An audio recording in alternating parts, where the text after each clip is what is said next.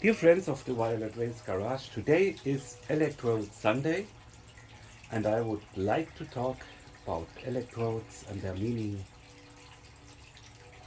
When I when I saw this beautiful Horus arriving and opening it, my wife asked me, why do you need so many electrodes? And I thought, maybe they are beautiful, maybe they are rare, they are hard to get. And and she asked me, which of them do you use the most? What electrodes would you like to use each day, and what are the electrodes that are more for a special purpose? So these good questions brought me to the idea to make a video about this for you, to help you maybe in deciding which electrodes you really need and which electrodes it's good to have. There are some electrodes that let's say are nice to have, but they will be not in the discussion today. I will discuss just the must-haves and the good-to-have electrodes together with you. So let's start. Most basic electrode is the mushroom electrode. This is the classic electrode which you can use nearly against everything. So this is the most basic electrode. Connected and related to this electrode is a throat electrode. You can place it against your throat if you got throat ache or cold or anything like this, or pain there. And you also could use it for the arms, and you also can use it here for getting a more punctual contact. Another thing that is very important is the saturation electrode. The saturation electrode brings a lot of power with this metal wire into your skin. And here the isolation is strong because of the glass and the air in between.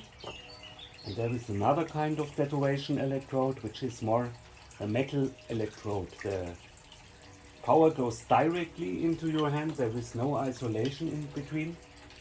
You will lose the electrode somehow like this. And when you keep it, the high frequency is flowing through your whole body. And this is an important part of the high frequency therapy, a regular use of this saturation electrode to keep your body in a good condition. Next, these are the must-have, the basic electrodes. Then you have special electrodes. From my point of view, they are good to have. It's good if you have them. The one here is a condenser electrode. It has a much stronger impact than the mushroom electrode, because you see it has a metal part here, and this metal part is focusing the energy flow on this in this area, but also the impact is going much deeper than of the mushroom electrode. So you use it for conditions of bones, let's say, or digestion thing, the stomach, everything where you want to get deeper into your body. You will use the condenser electrode. This kind here is related also to the mushroom electrode. It's a much smaller version. So if you want to treat smaller places, you can use this one. And as you can see, it also has some deepening here. And this deepening, there is a place where the ozone can't escape. So this is, I think, good for any skin conditions or inflammations where you want to have the disinfective impact of the ozone. Very nice and important electrode. Here is one of my favorite electrodes. It's the tongue electrode. For me, it's a kind of flattened mushroom electrode, because you cannot place this mushroom electrode on your tongue, or you can try it, but this will have unwanted impacts. So this is a flattened mushroom electrode made for the use on your tongue. You lay it on your tongue, and it's a very important electrode because all the viruses and bacteria start their multiplication and the attacks of your body. They started in the mouth, and therefore the tongue is a very important place to stop them and kill them at the beginning. The next electrode is the comp electrode. The comp electrode is very important if you want to improve the hormone condition of your body, because most of these areas where the hormones are produced are somewhere in or around your head.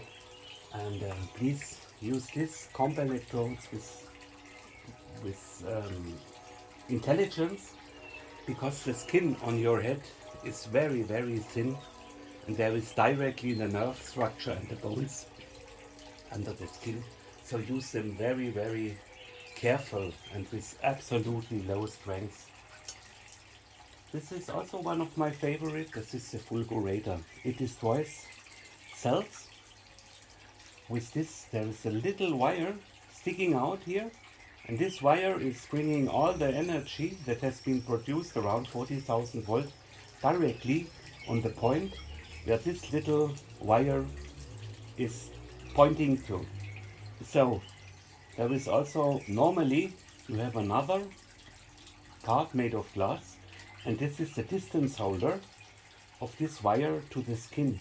So this would be direct contact, and you can make the contact much more stronger if you bring this wire a little bit away from your skin. So the bigger the distance, the harder the impact.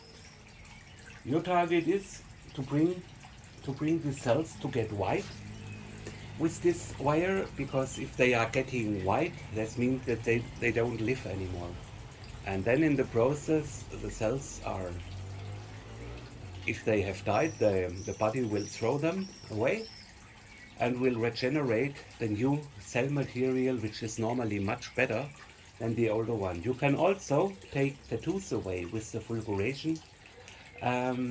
Okay, the last electrode here in this category for me is the inhalation electrode.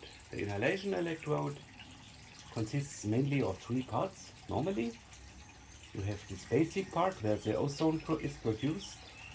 We have this part here where you put in some oil to make the ozone less poison. And here you have this inhalation part. This is placed 1 centimeter under your nose, and here you have a little pump. And with this pump you push the ozone through this, let's say eucalyptus oil or something like this, which takes the sharpness of the ozone away. And then you have the inhalation part through which you inhale the ozone to kill the viruses and bacteria. So if you got a cold, you feel a bad cold coming, what I always use is here the tongue electrode, and I am using the throat electrode, and here is the inhalation electrode. So dears, this is all. If you have questions or any recommendations or concerns, please use the comment function of this video, and it would be cool if you leave me a like. Have a nice Saturday evening. Good luck with your electrodes, and bye.